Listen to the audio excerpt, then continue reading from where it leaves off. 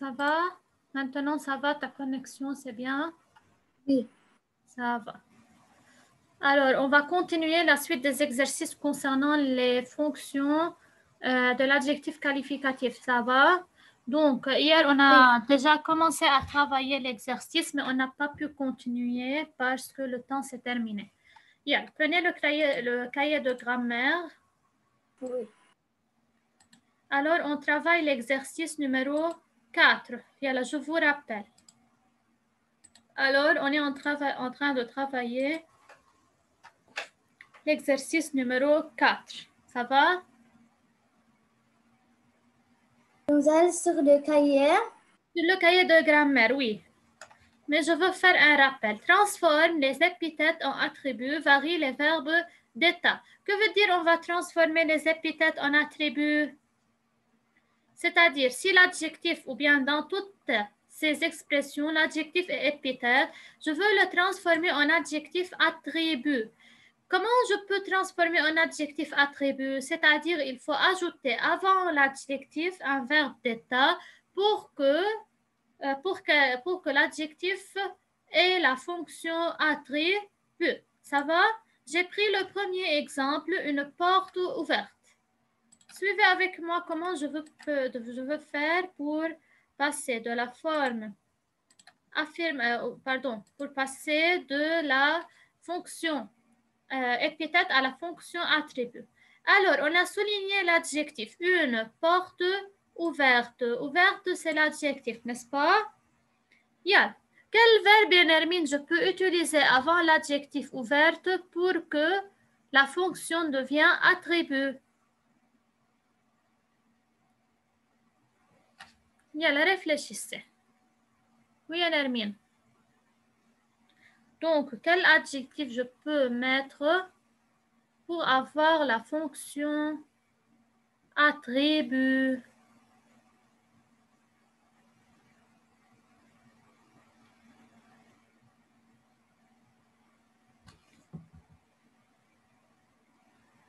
Mademoiselle.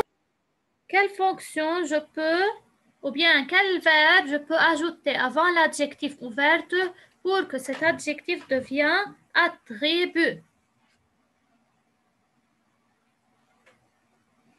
Un peu. Yalla, réfléchis.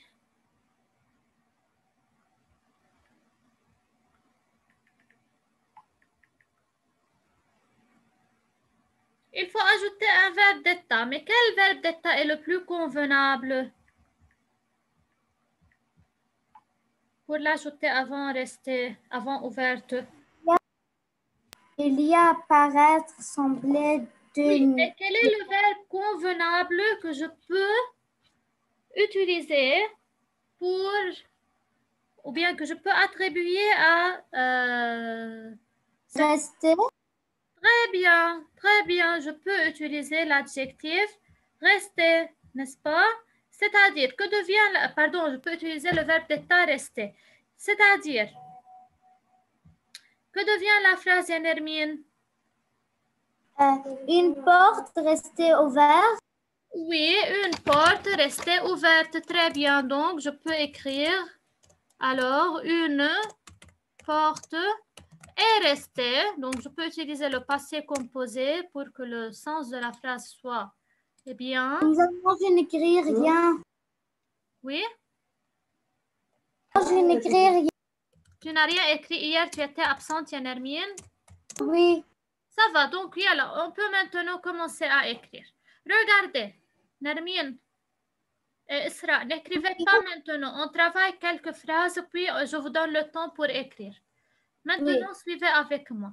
Alors, j'ai ajouté le verbe et rester. C'est le verbe rester qui est un verbe d'état. Alors, après le verbe d'état, l'adjectif qu'on a souligné, ouverte, c'est un adjectif attribut dans ce cas.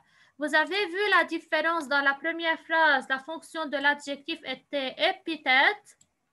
Pourquoi? Parce qu'elle est directement après le nom qu'il qualifie, n'est-ce pas? Maintenant, l'adjectif est devenu quoi? Attribut. Pourquoi attribut? Parce qu'elle est suivie ou bien il est un verbe d'état. Ça y est, c'est de cette façon-là qu'on va travailler. D'accord? Oui. Et alors, on continue. La deuxième expression. Ça va partir B. Alors, B. Un vieil éléphant. Yalla, réfléchissez. Un vieil éléphant.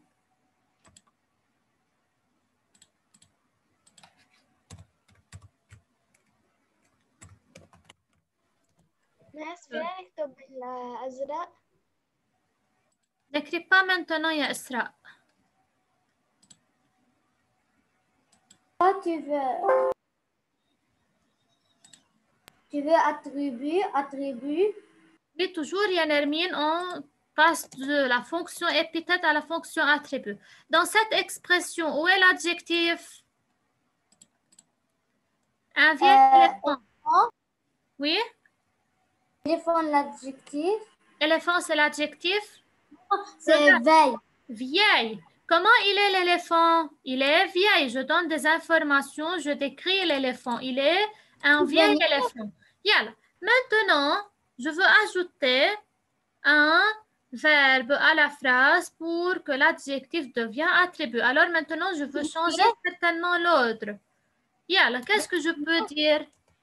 On peut dire un éléphant devenir veille. Très bien. Donc, je change pour que la phrase devienne correcte. Je ne peux pas dire un et ajouter le verbe d'être. Non. Je dis un éléphant. Comment il est cet éléphant? Je peux dire un éléphant. Il est vieil ou bien il paraissait vieil. Donc, je peux utiliser paraissait. C'est le verbe paraître. N'est-ce pas? Donc, un éléphant paraissait vieil. Vieil, l'adjectif maintenant est devenu attribut. Vous avez vu comment lorsque je change d'une phrase à une autre, la fonction de l'adjectif peut changer. Isra, n'écris pas maintenant, suis avec nous. J'ai dit, je veux vous donner le temps pour écrire. C'est. Maintenant,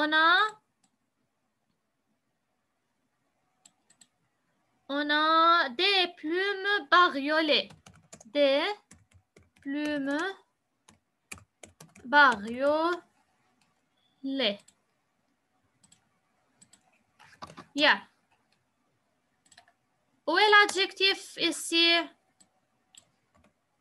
Plume. Comment sont les plumes, Yann-Hermine? Les plumes sont bariolées. Il faut toujours poser cette question pour ne pas confondre et ne pas savoir l'adjectif. D'accord? Là maintenant, je veux transformer l'adjectif épithète en attribut. Qu'est-ce que je peux dire? Des plumes semblaient bariolées. D'accord, sembler bariolées. Et c'est plus mieux ou bien plus correct d'utiliser l'adjectif, le verbe d'état être. Donc, ça devient des plumes étaient bariolées. Oui.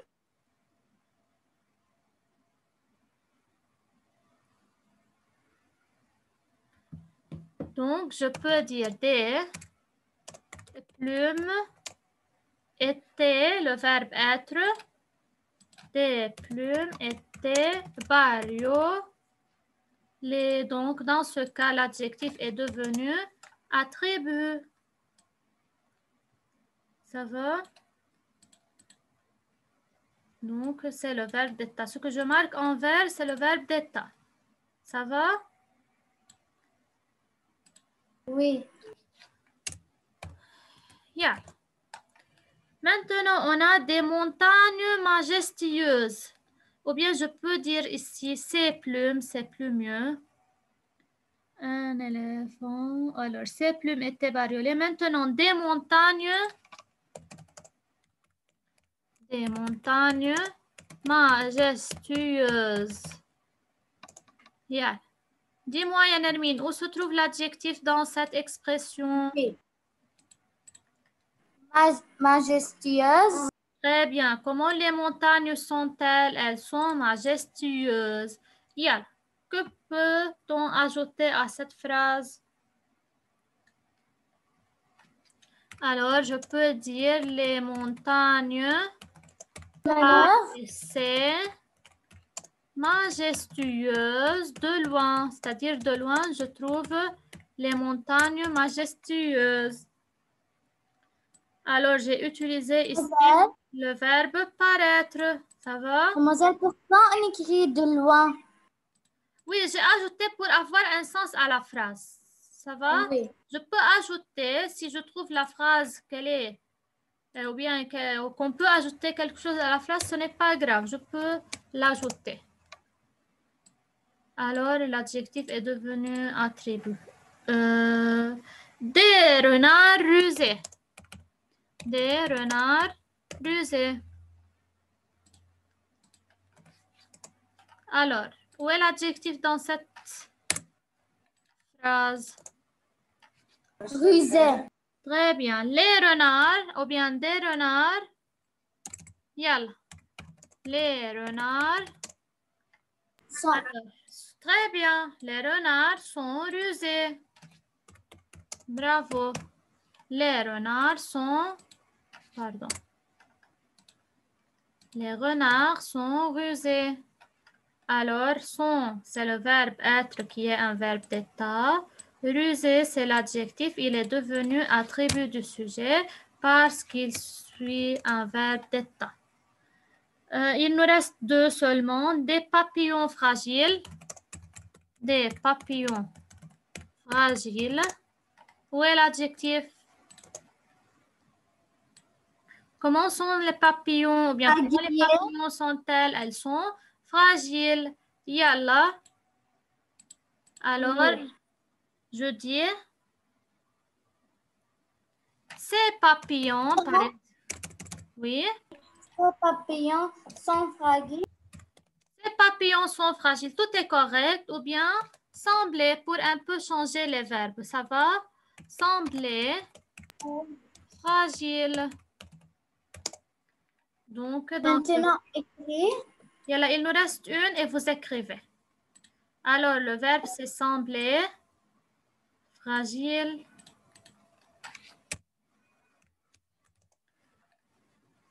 Donc, la dernière. Une grenouille agile. Une grenouille agile. Ça devient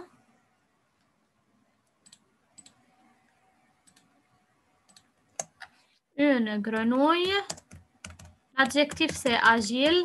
Alors, une grenouille. Alors, la grenouille est très agile. C'est plus correct. La grenouille est agile. Maintenant, on écrit. Yalla, écrivez maintenant. Ce qui est en vert, écrivez en vert et soulignez ce qui est souligné. D'accord? Donc, agile, c'est l'adjectif. L'adjectif est souligné et le verbe d'état, j'ai marqué en vert. Yalla, je vais vous donner le temps pour écrire. Celui qui n'a pas écrit la date d'hier et ça, recopier de nouveau. C'est bien clair devant vous? Oui.